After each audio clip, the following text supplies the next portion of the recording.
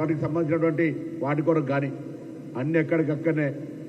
అందుకే మళ్ళీ ఒక్కసారి కోరుతా ఉన్నాం, నిజంగా మీకు మతపరమైన రాజకీయాలు తప్ప అభివృద్ధి చేయాలని చిత్తశుద్ధి ఉంటే రాష్ట్రానికి నిధులు తీసుకురండి. ఓట్లు దొంగతనంతో ఓట్ల చోరీ చేయలేదంటే దాని మీద మీరే ఎన్నికల కమిషన్కి లేఖ రాయండి. దొంగ అంటే భుజాలు జరుపుకొని ఆందోళన పడి ఏది పడితే అది మాట్లాడితే పొరపాటు అయితే జాగ్రత్త, ఇది మంచిది కాదనే మాట సందర్భంగా మనం చేస్తాం.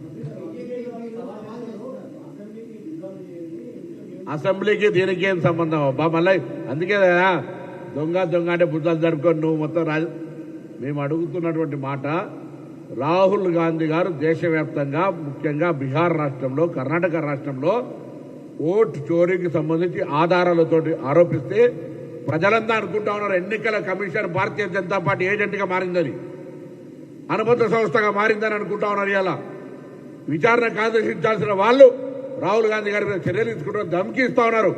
రాహుల్ గాంధీ గారు అంటే దేశం మొత్తం ఉన్నది. అదే మాట ప్రదేశ్ కాంగ్రెస్ అధ్యక్షుడు మేమందరం కూడా గంగాధర మీటింగ్లో ఉన్నాం. మా పార్లమెంట్ నియోజకవర్గం చొప్పదండి నియోజకవర్గంలో జరిగినటువంటిది ఒకటే మాట అన్నారు, ఇక్కడ బండి సంజయ్ కూడా దేవుడి పేరు మీద గెలిచినాడు, భారతీయ జనతా పార్టీ దేవుడిని రాజకీయాలకు వాడుకుంటా ఉంది, ఇక్కడ ఓటు చోరీ జరిగి ఉండే అవకాశం ఉంది, జరిగి ఉండొచ్చు, ఆ ఓటు చోరీ మీద వీళ్ళు గెలిచి ఉండొచ్చు అంటే మేము అట్లా గెలవలేదని చెప్పు, గెలిచుంటే విచారణ చేయమని ఎన్నికల కమిషన్ అడుగు, అసెంబ్లీ రద్దు చేయమంటే మూర్ఖంగా ఇదేం పద్ధతి? భారతీయ జనతా పార్టీలో అంతా మీరు పార్లమెంట్ సభ్యులుగా ఆ ఓటు చోరీతో గెలవలేదని ప్రూవ్ చేసుకోండి ఆరోపణను.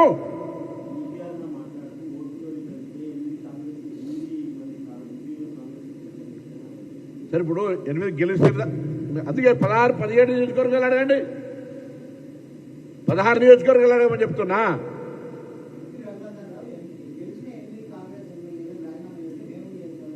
నేను రాజీనామా చేయమని అనలే ఇప్పుడు కూడా. మేము అన్నామా? ఆయన 100 అంటాడు, ఆయనకి ఏమున్నది?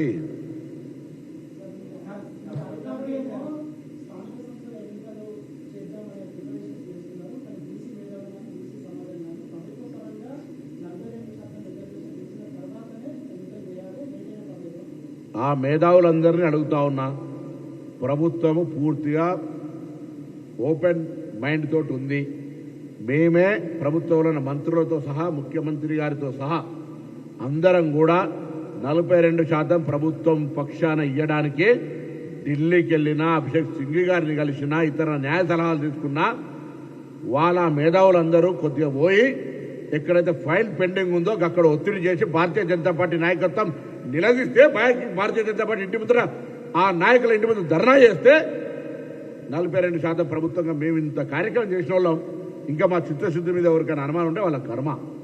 మేము మళ్ళీ చెప్తా ఉన్నాం, ఇలా మేమందరం ఆ గొంతుగా మా ప్రభుత్వ ఆలోచన, మా ముఖ్యమంత్రి గారు చాలా సైంటిఫిక్గా దేశ రాజకీయాల్లో రాహుల్ గాంధీ గారితో సహా ఇలా మా ముఖ్యమంత్రి గారిని, మా ప్రభుత్వాన్ని ప్రశంసించిన తర్వాత మేము ఒట్టిగా వెనుకోపోతున్నాం.